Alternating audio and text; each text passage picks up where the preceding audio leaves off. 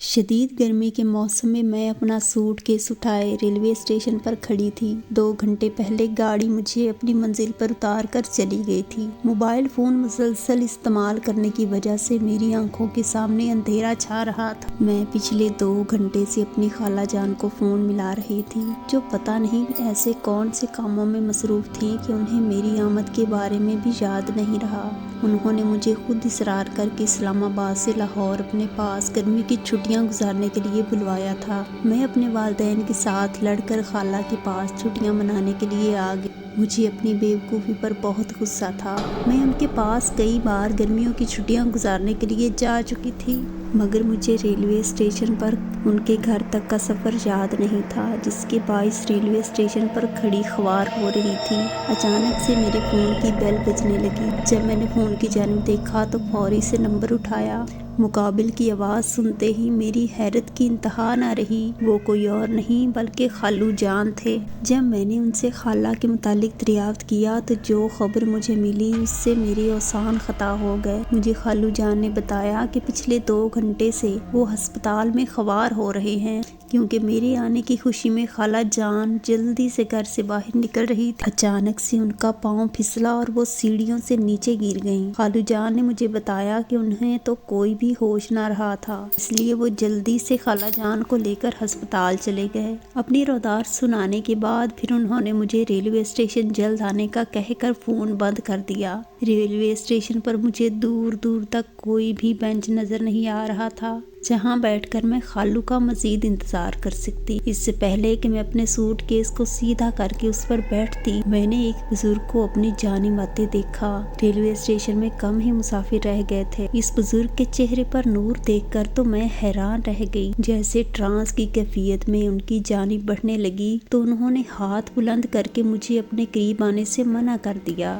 میں ان کے اس عمل پر حیران رہ گئی۔ میں انہیں اس پتھر سے بچانا چاہتی تھی جو ان کے راستے میں آ رہا تھا، اور ٹھوکر لگنے کی وجہ سے وہ بری طرح گر سکتے تھے، کیونکہ انہوں نے اپنا چہرہ آسمان کی جانب کیا ہوا تھا اور اپنے منہ میں کچھ بڑبڑا رہے تھے۔ مجھے کچھ بھی سمجھ نہیں آ رہی تھی وہ کیوں کہ اپنے ہاتھ کے اشارے سے دور رہنے کا کہہ رہے ہیں، مگر میں ٹرانس کی کیفیت میں ان کے پرشبیہ چہرے کی جانب دیکھتے ہوئے بڑھتی جا رہی تھی۔ اس سے پہلے کہ وہ پتھر سے ٹھوکر لگنے کی وجہ سے گرتے، اچانک سے ان کے قدم رکے اور ان کے عمل سے میری روح کانپ گئی۔ انہوں نے وہ پتھر اٹھا کر ایک جانب رکھ دیا اور پھر اونچی آواز میں کہنے لگے کہ یہ پتھر میرا کچھ نہیں بگاڑ سکتا۔ انہوں نے اپنی آنکھیں بند کی ہوئی تھیں، اور پھر تو میری حیرت کی انتہا نہ رہی جب انہوں نے مجھے دوبارہ سے ہاتھ کے اشارے سے دور رہنے کا کہا۔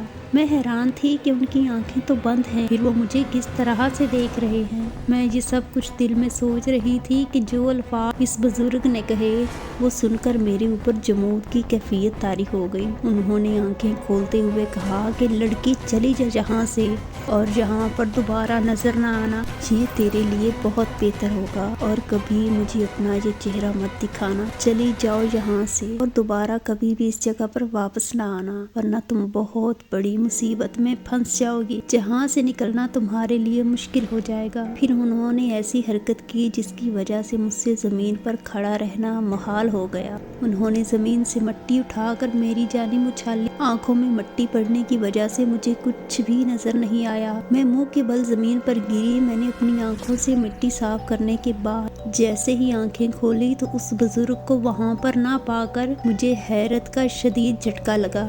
دور دور تک وہ مجھے نظر نہیں آ رہے تھے۔ مجھے بہت حیرانی ہوئی کہ وہ اتنی جلدی کہاں غائب ہو گئے۔ جب میں ہوش کی دنیا میں واپس آئی تو مجھے اندازہ ہوا کہ وہ بزرگ کے تعاقب میں اپنے سامان سے بہت زیادہ دور آ گئی تھی۔ اس نے اپنے چہرے پر لگی مٹی کو دوپٹے سے صاف کیا اور اپنے سامان کی طرف جانے لگی، مگر میرے ذہن میں بار بار بزرگ کے چہرے کا منظر آ رہا تھا۔ ان کے چہرے پر نور کا منظر چاہ کر بھی اپنے دماغ سے نہیں ہٹا پا رہی تھی۔ جیسے میں جا کر اپنے سامان کے پاس کھڑی ہوئی تو ایک ہاتھ کو اپنے کندھوں پر محسوس کیا۔ خوف خوف کے مارے میرا حلق اس قدر خشک ہو گیا کہ مجھے سوئیاں چبھتی ہوئی محسوس ہوئی۔ جب میں نے ہاتھ کے تعاقب میں پیچھے مڑ کر دیکھا تو میری رکی ہوئی سانس بحال ہوئی۔ کوئی اور نہیں بلکہ خالو جان تھے۔ انہوں نے میری جانب حیرانگی سے دیکھتے ہوئے کہا کہ تمہارے چہرے کا رنگ اتنا پیلا کیوں پڑ رہا ہے؟ ایسے لگتا ہے جیسے تم مجھ سے ڈر گئی ہو۔ میں نے خود کو نارمل کرتے ہوئے خالو جان کے سامنے نفی میں سر ہلایا، پھر سامان اٹھا کر چلتے ہوئے ان سے خالہ جان کی خیریت کیا۔ وہ کوئی اور نہیں بلکہ خالو جان تھے۔ انہوں نے میری جانب حیرانگی سے دیکھتے ہوئے کہا کہ تمہارے چہرے کا رنگ اتنا پیلا کیوں پڑ رہا ہے؟ ایسے لگتا ہے جیسے تم مجھ سے ڈر گئی ہو۔ میں نے خود کو نارمل کرتے ہوئے خالو جان کے سامنے نفی میں سر ہلایا اور پھر سامان اٹھا کر چلتے ہوئے ان سے خالہ جان کی خیریت کے بارے میں دریافت کیا۔ انہوں نے مجھے بتایا کہ تمہاری خالہ جان کے پاؤں کی ہڈی ٹوٹ گئی ہے، جس کی وجہ سے بہت بڑا مسئلہ ہو گیا ہے۔ میں نے حیرانی کی عالم میں ان کی جانب رخ کر کے دیکھتے ہوئے کہا کہ آخر ایسا کون سا مسئلہ ہے جس کی وجہ سے آپ مجھے پریشان نظر آ رہے ہیں؟ میرے ذہن میں اصرار کرنے پر آخر انہوں نے مجھے بتایا کہ تمہاری خالہ کے پاؤں کی ہڈی گرنے کی وجہ سے ٹوٹی ہے۔ ڈاکٹر نے مجھے بتایا ہے کہ وہ اب 1 سال تک اپنے پاؤں پر زور ڈال کر نہیں چل سکتی۔ خالو جان کی بات سن کر میں بہت زیادہ افسوس کرنے لگی، مگر خالو جان کو پریشان دیکھ کر میں انہیں تسلی دیتے ہوئے کہا کہ خالہ بہت جلد ٹھیک ہو جائیں گی، پریشان ہونے کی ضرورت نہیں ہے۔ پھر میں خالو جان کے ساتھ چلتے ہوئے لاہور ریلوے اسٹیشن سے باہر آ گئی۔ ہم دونوں اس میں سوار ہو گئے۔ جیسے ہی میں نے ٹیکسی میں بیٹھ کر بیک وے مرر میں دیکھا، اسی بزرگ کا چہرہ نظر آیا۔ وہ مجھے واپس جانے کا اشارہ کر رہے تھے۔ اچانک سے میں نے اپنی آنکھیں سختی سے بند کر لیں، مضبوطی سے خالو جان کا ہاتھ تھام لیا۔ میری اس حرکت پر خالو جان نے مجھے دلاسا دیتے ہوئے کہا، تم کیوں ڈر رہی ہو؟ میں نے اچانک سے اپنی آنکھیں کھولی اور جب شیشے کی جانب دیکھا تو اس میں کوئی بھی منظر نہیں تھا۔ میری تو حالت غیر ہو رہی تھی۔ خالو جان مجھ سے بہت سارے سوالات کر رہے تھے، مگر میں راز کی کیفیت میں شیشے کی جانب دیکھتی جا رہی تھی۔ اچانک سے خالو جان نے مجھے ہاتھ سے پکڑ کر جھٹکا دیا تو میں ہوش کی دنیا میں واپس آئی۔ وہ مجھ سے میرے ڈرنے کی وجہ پوچھ رہے تھے، مگر میرے پاس ان کے کسی سوال کا کوئی جواب نہ تھا۔ اس سے پہلے کہ وہ مزید کوئی سوال کرتے، ٹیکسی جھٹکے سے رکی۔ جب ڈرائیور سے رکنے کی وجہ پوچھی تو اس نے کہا کہ ٹیکسی میں کوئی خرابی آ گئی ہے۔ خالو جان بھی ٹیکسی ڈرائیور کے ساتھ اتر کر گاڑی میں خرابی چیک کرنے لگے، کیونکہ خالو جان لاہور میں گاڑیوں کے مکینک تھے۔ ان کی اپنی ایک ورک شاپ تھی، تو انہوں نے سوچا کہ ہو سکتا ہے اس گاڑی کی میں خود ہی ٹھیک کر لوں۔ میں گاڑی کے ٹھیک ہونے کے انتظار میں گاڑی کی سیٹ کے ساتھ ٹیک لگا کر آنکھیں کھول کر بیٹھ گئی۔ اچانک سے مجھے خالو جان کی چیخ سنائی دی۔ میں فوراً سے ٹیکسی کا دروازہ کھول کر جیسے ہی گاڑی کے انجن کی طرف بڑھی تو خالو جان نے مجھے ہاتھ کے اشارے سے دور رہنے کا کہا، کیونکہ گاڑی کے انجن میں چنگاریاں نکل رہی تھیں، اور گاڑی کے انجن میں سے اچانک چنگاریاں نکلنے کی وجہ سے ٹیکسی ڈرائیور گر کر بے ہوش ہو گیا تھا۔ خالو جان کو کچھ بھی سمجھ نہیں آ رہا تھا اور وہ بلند آواز میں کہہ رہے تھے کہ ہم دونوں تو اپنی منزل کی طرف رواں دواں تھے، پتہ نہیں جی ہم پر کس مصیبت میں پڑ گئے ہیں۔ خالو جان مسلسل ٹیکسی ڈرائیور کا چہرہ دبدبا رہے تھے، مگر وہ ہوش میں نہیں آیا تھا۔ یہ چیز سمجھ سے بالکل باہر تھی۔ میں جب سے لاہور آئی تھی، ایک کے بعد ایک مصیبت سے میرا سامنا ہو رہا تھا۔ میں سوچوں کے بھنور میں ڈوبی ہوئی تھی کہ اچانک سے خالو جان نے مجھ سے پانی مانگا۔ میں جلدی سے ٹیکسی کی طرف جانے لگی، کیونکہ میرے سامان میں پانی کی بوتل موجود تھی۔ میں نے جلدی سے وہ پانی کی بوتل لا کر خالو جان کے حوالے کی۔ انہوں نے پانی کی بوتل سے تھوڑا سا پانی لے کر ٹیکسی ڈرائیور کے چہرے کی جانب اچھالا تو وہ ہوش میں آیا۔ اسے ہوش میں آتا دیکھ کر خالو جان نے پانی کی بوتل اسے دے دی تاکہ وہ پانی پی کر اپنے حواس بحال کر سکے۔ اتنے میں خالو نے ٹیکسی کے انجن کو ٹھیک کر لیا۔ اتنی مشکل کے بعد ہم دوبارہ سے منزل کی طرف روانہ ہوئے۔ کچھ دیر کے بعد ٹیکسی ہسپتال کے سامنے رکی۔ خالو جان کے ہمراہ ہسپتال کے اس کمرے میں داخل ہوئی جہاں پر خالہ جان کو ایڈمٹ کیا گیا تھا۔ خالہ جان کے پاؤں کی پٹیوں میں جکڑا دیکھ کر مجھے بہت برا محسوس ہوا۔ میری آہٹ کو محسوس کرنے کی وجہ سے خالہ جان کی آنکھ کھلی۔ وہ بے دھیانی میں میری جانب بڑھنے لگی تو کراہ کر رہ گئی۔ میں ان کے گلے لگ کر رونے لگی کیونکہ ان کو اس حالت میں دیکھ کر مجھے بالکل بھی اچھا نہیں لگ رہا تھا۔ خالہ میری جانب سے پریشان ہو گئی۔ انہوں نے مجھے رونے سے منع کیا۔ میں نے بھی ان کی حالت کو دیکھتے ہوئے جلدی سے خود کو نارمل کر لیا۔ تھوڑی دیر میں خالہ کے پاس ہسپتال میں بیٹھی رہی۔ پھر انہوں نے مجھے کہا کہ تم اپنے خالو جان کے ساتھ گھر جا کر تھوڑی دیر آرام کر لو، سفر کی تھکی ہوئی ہو، اپنے کپڑے بھی تبدیل کر لینا۔ میں ان سے پیار کے انداز میں لپٹتے ہوئے کہا کہ آپ کے ساتھ میں ہسپتال میں رہوں گی، مجھے بالکل بھی تھکاوٹ نہیں ہے، میں آپ کے پاس رہ کر آپ کی خدمت کروں گی، اور ویسے بھی آپ کے ساتھ یہ سب کچھ میری وجہ سے ہوا ہے۔ اگر آپ مجھے ریلوے اسٹیشن لینے کے لیے نہ آ رہی ہوتی تو آج یہ سب کچھ نہ ہوتا۔ میری بات کے جواب میں انہوں نے ہلکی سی چپیٹ میرے سر پر رسید کرتے ہوئے کہا کہ یہ جو میرے نصیب میں لکھی تھی، اگر تم نہ بھی آ رہی ہوتی تو کسی اور طریقے سے یہ مجھ پر آ جاتی، اس لیے تو میں خود کو قصوروار ٹھہرانے کی کوئی ضرورت نہیں ہے۔ پھر انہوں نے کہا کہ اگر تم نے دوبارہ ایسی کوئی بات کی تو میں تم سے ہمیشہ کے لیے ناراض ہو جاؤں گی۔ ان کی محبت بھرے انداز کی وجہ سے میں نے خود کو ہلکا پھلکا محسوس کیا، ورنہ میں ان سب سے متعلق خود کو قصوروار ٹھہرا رہی تھی۔ ہسپتال میں خالہ جان کے پاس رہنا چاہتی تھی، مگر ان کے سمجھانے کی وجہ سے آخر کار مجھے ہار ماننا پڑی۔ پھر میں خالو جان کے ساتھ گھر کی جانب روانہ ہوئی۔ گھر جا کر میں نے کپڑے تبدیل کیے اور تھوڑی دیر آرام کرنے کی غرض سے لیٹ گئی۔ سکون حاصل کرنے کے لیے جیسے ہی میں نے اپنی آنکھیں بند کی، مجھے اپنے کان کے قریب سرگوشی سنائی دی تھی۔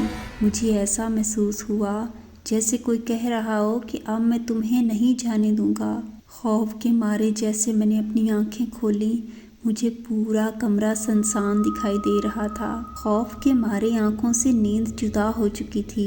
کمرے میں اے سی چلنے کے باوجود بھی میرے ماتھے پر ٹھنڈے پسینے کے قطرے نمودار ہو رہے تھے۔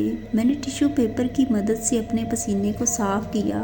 میں خوف کے مارے ٹرانس کی کیفیت میں مبتلا تھی کہ اچانک سے دروازے پر دستک ہوئی۔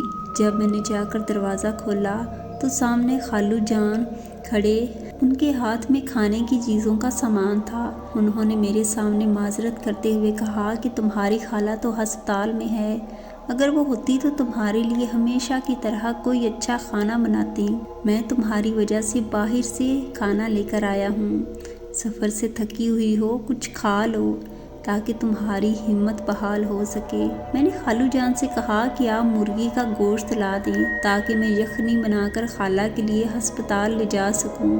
انہوں نے مسکراتے ہوئے کہا، پہلے تم میرے ہاتھ سے ان کے کھانے پینے کی چیزیں سامان لے لو، پھر میں تمہیں تمہاری مطلوبہ چیز لا کر دے دوں گا۔ میں نے جلدی سے ان کے ہاتھوں سے سامان لیا اور کچن کی جانب بڑھ گئی۔ جیسے ہی میں نے کچن میں قدم رکھا تو سامنے کا منظر دیکھ کر میری چیخ نکل گئی۔ پھر میری چیخوں کی وجہ سے پورا گھر ہل کر رہ گیا۔ خالو جان جو کہ دروازے کی جانب بڑھ رہے تھے، میری چیخوں کو سن کر فوری طور پر کچن کی جانب بھاگے۔ انہوں نے مجھے جھٹکا دیا تو میں ہوش کی دنیا میں واپس آئی۔ ان کو اپنے پاس پا کر میں نے اپنے خوف پر قابو کیا۔ انہوں نے مجھے چیخنے کی وجہ دریافت کی تو میں نے ہاتھ کے اشارے سے کرسی کی جانب ان کی توجہ مبذول کروائی جس پر وہی بزرگ بیٹھا ہوا تھا۔ انہوں نے مجھے پکڑ کر ہلاتے ہوئے کہا کہ اپنی آنکھیں تو کھولو، مجھے تو یہاں پر کچھ بھی نظر نہیں آ رہا۔ جب میں نے آنکھیں کھول لیں تو وہاں کرسی پر کوئی بھی موجود نہیں تھا۔ مجھے حیرت کا شدید جھٹکا لگا کیونکہ جب میں کچن میں داخل ہوئی تھی وہاں پر میں نے انہیں دیکھا تھا، پریشانی کے عالم میں میری جانب دیکھ رہے تھے۔ انہوں نے کہا کہ یہاں پر تو کچھ بھی نہیں ہے۔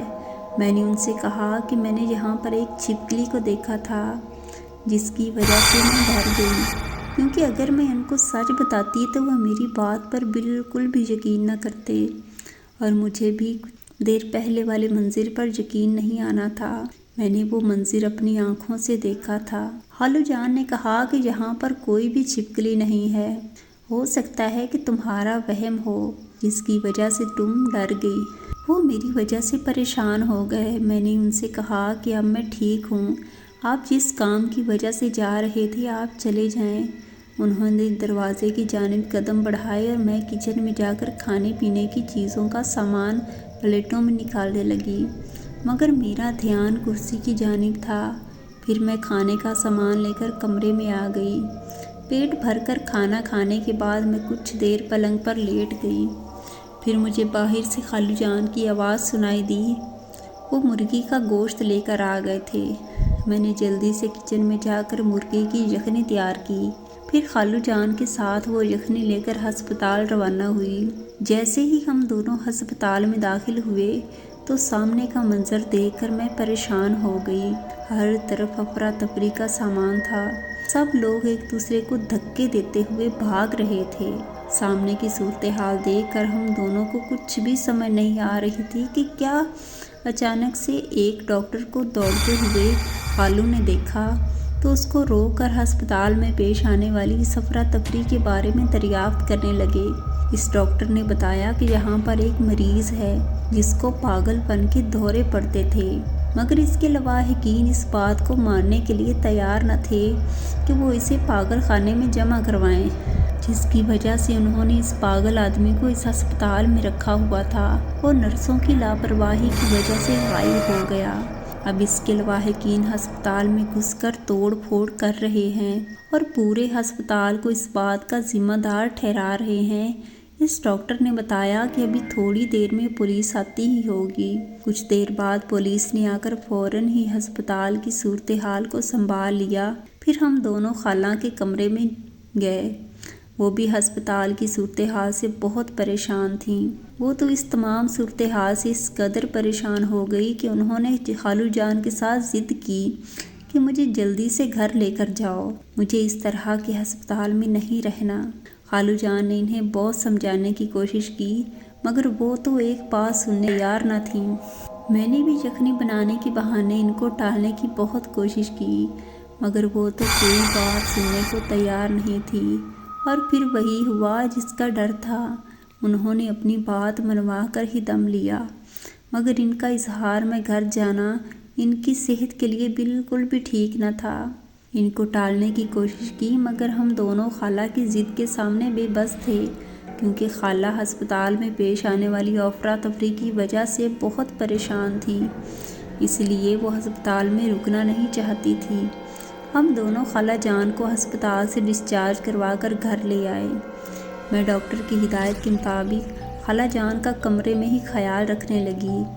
اچھی دیکھ بھال کی وجہ سے خالہ جان کچھ ہی دنوں میں اپنے پاؤں پر زور ڈال کر چلنے لگی۔ میں بھی ان کی اس تبدیلی پر بہت حیران تھی، کیونکہ خالو جان نے مجھے بتایا تھا کہ ڈاکٹرز کے مطابق خالہ 1 سال تک اپنے قدموں پر وزن نہیں ڈال سکتی۔ جب میں نے اپنی سوچ کا اظہار خالہ جان سے کیا تو انہوں نے کہا کہ صحت دینے والی تو اللہ کی ذات ہے، ہم انسان تو صرف مفروضہ قائم کر سکتے ہیں۔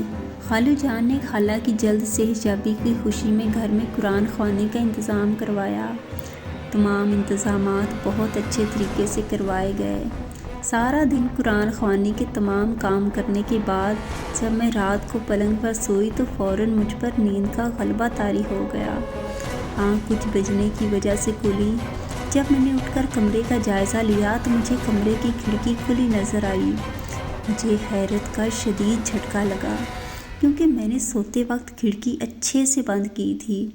پھر میں نے سوچا کہ ہو سکتا ہے قرآن خوانی کی تھکاوٹ کی وجہ سے میں کھڑکی بند کرنا بھول گئی۔ میں نے جلدی سے اٹھ کر کھڑکی بند کی اور بلا کی جانب بڑھنے لگی، مگر میرے اوزان تو اس وقت خطا ہوئے جب میں نے سامنے بنی دیوار پر کھڑکی کے باہر کا منظر دیکھا اور مجھے دوبارہ سے کھڑکی کھولنے کی آواز سنائی دی۔ دیوار پر میں نے 4 ہیولوں کا سایہ دیکھا جو سب میری پشت کی جانب بڑھ رہے تھے۔ میں ٹرانس کی کیفیت میں ان کو دیکھ رہی تھی، اس سے پہلے کہ وہ سب مجھے پشت سے پکڑتے۔ میں نے جیسے ہی مڑ کر دیکھا تو میری روح کانپ گئی۔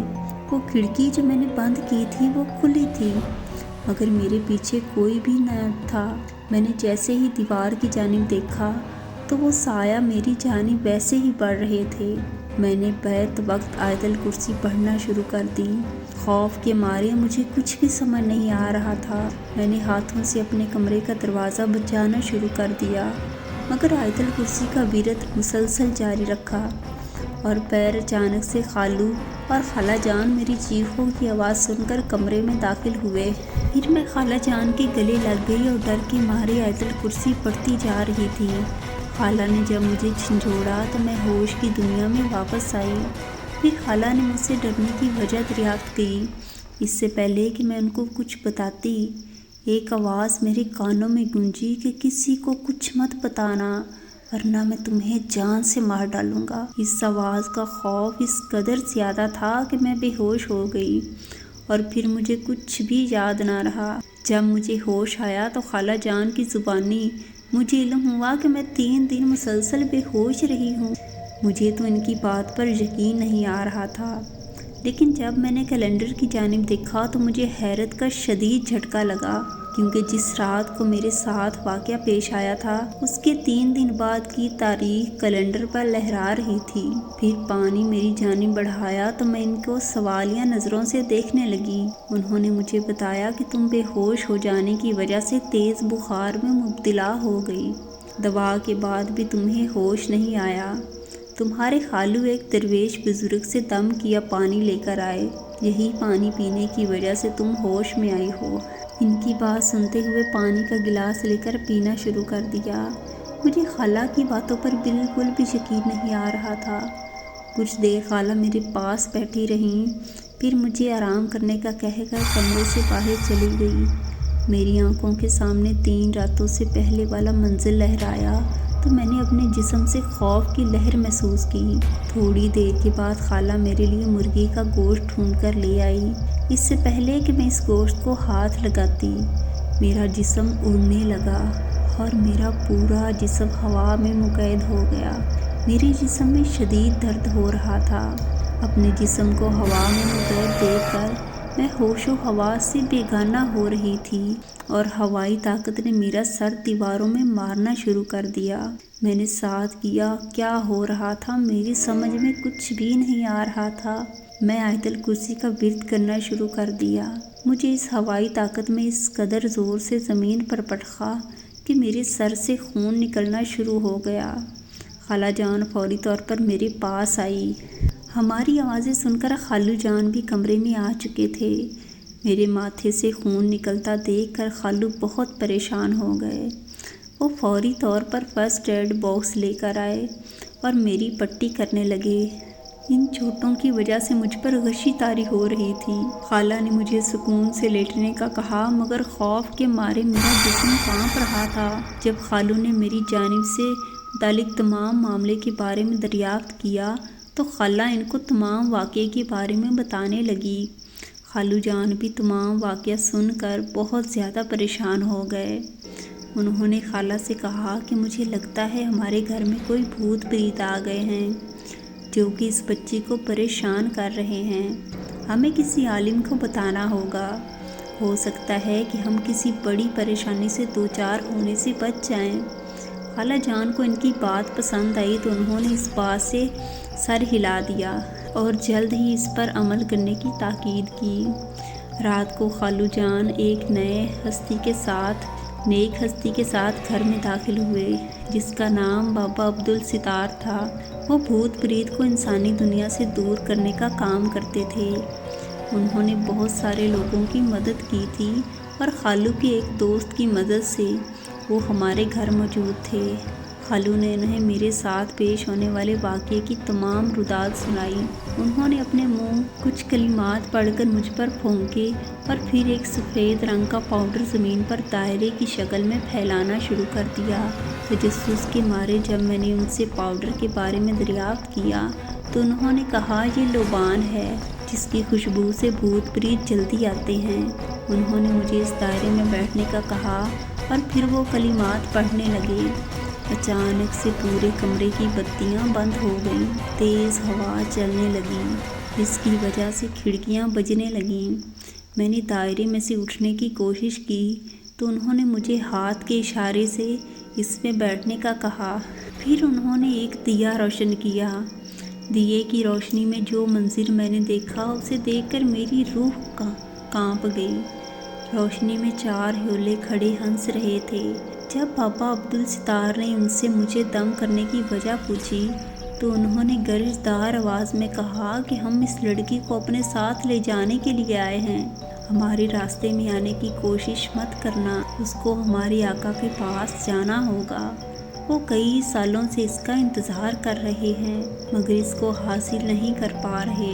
मगर इसकी एक गलती की वजह से अब हमारा काम आसान हो गया है, क्योंकि उसने उन कलमात का वर्द किया है जिनके हमारे आका पैरोकार हैं। इसलिए तुम हमारे रास्ते में ना आओ। अगर ये लड़की हमारे साथ हमारी जिन्नात की दुनिया में ना गई तो हम इसके तमाम ख़ानदान को ख़त्म कर देंगे। उनकी आवाज़ सुनकर मेरी रूह कांप गई। बाबा अब्दुल सितार ने उनसे कहा कि हम इंसान तुम जिन्नात की दुनिया में नहीं जा सकते। क्या तुम अल्लाह की बनाई गई इस हद से तजावुज़ करने की कोशिश कर रहे हो? इनमें अपनी बातों से ना फंसाओ। वो ह्योले मुझे पकड़ने के लिए जैसे ही मेरी जान बढ़े तो बाबा अब्दुल सितार ने उन पर दम किया हुआ पानी फेंका, जिससे वो चीखते हुए गायब हो गए। मगर इनकी धमकी मेरे जहन में वैसी की वैसी थी। इस तमाम वाक़े से मैं बहुत ज़्यादा डर गई। बाबा अब्दुल सितार ने मेरे हाथ पर धागा बांधा और कहा कि इसको खुद से जुदा मत करना। खाला और खालू जान भी मेरे साथ कमरे में मौजूद थे। वो तो इस तमाम वाक़े से इस कदर परेशान थे कि उन्हें कुछ भी समझ नहीं आ रही थी। बाबा अब्दुल सितार ने इन्हें बताया कि बात बहुत बड़ी परेशानी की है। ये जिन्नात इस लड़की को अपने साथ लेकर ही जाएंगे। इन जिन्नात की ताकत मुझसे बहुत ज़्यादा है, इसलिए मुझे अपनी पहाड़ी वाले बाबा की मदद लेना होगी। खालू ने कहा कि आप जिसकी भी मदद लेना चाहते हैं ले लें, मगर हमारी बेटी को जल्दी इस आफिस से छुटकारा दिलाएं। उन्होंने हमारे साथ 3 दिन बाद आने का वादा किया और फिर चले गए। मोहतरम नाजरीन, इस सनसनीखेज़ कहानी का आखिरी हिस्सा पढ़ने के लिए चैनल को ज़रूर सब्सक्राइब करें, क्योंकि ये हिस्सा आपको इसी चैनल में। अगर आपको इस तरह की दहशतनाक और दिल को जकड़ लेने वाली कहानियाँ सुनना पसंद हैं तो चैनल को ज़रूर सब्सक्राइब करें। शुक्रिया। अल्लाह हाफिज़।